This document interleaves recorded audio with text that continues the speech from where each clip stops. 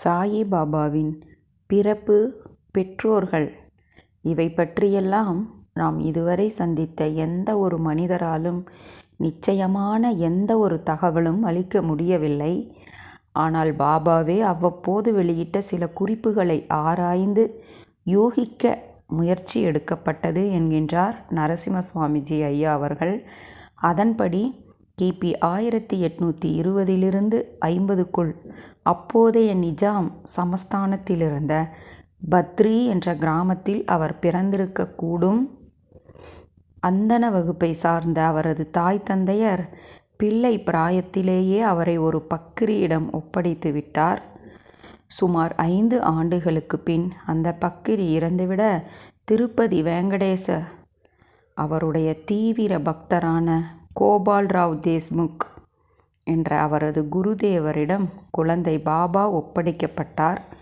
தமது குரு தெய்வத்திடம் ஆழ்ந்த பிரேமையும் பக்தியும் செலுத்திய 10 ஆண்டு அற்புதமான காலத்திற்கு பின் சிறுவன் குருவருளை பெற்றான்.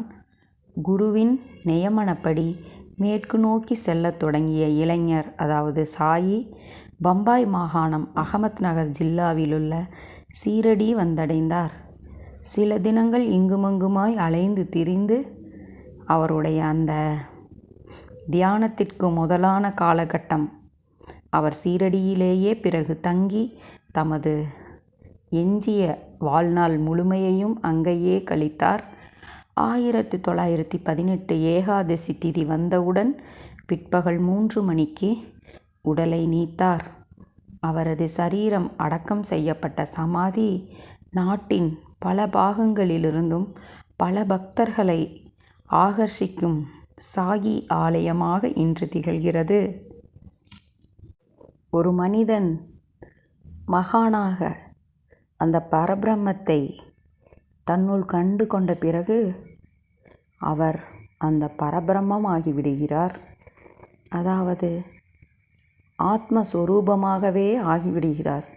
இந்த உலகத்தில் உள்ள சகல ஜீவராசிகளுக்குள்ளும் ஆத்மா அதுவே நிறைந்திருக்கிறது. ஆகவே அந்த முழுமையிலிருந்து வந்த ஆத்ம துகளே இந்த உலகம். சகல ஜீவராசிகளும் ஆத்மாவை அறிந்து கொண்டால் சகல ஜீவராசிகளையும் அறிந்து கொண்டதே. ஆகவே சாயி, நான் உங்கள் அனைவரின் ஆத்மாவிலும் உரைகிறேன் என்று நிறைய முறை சொல்லியிருக்கிறார். ஆகவே ஒரு முழுமையடைந்த மகானுக்கு ஜாதியோ சமயமோ குலமோ கோத்திரமோ இல்லவே இல்லை. அதையெல்லாம் கடந்த பிறகே அவர் ஒரு ஞானியாக மிளிர்கிறார். அதேபோல் இந்த உலகத்தில் உள்ள எந்த கடவுளுமே தானாக இறங்கி வந்ததாக எந்த ஒரு வரலாறும் இல்லை.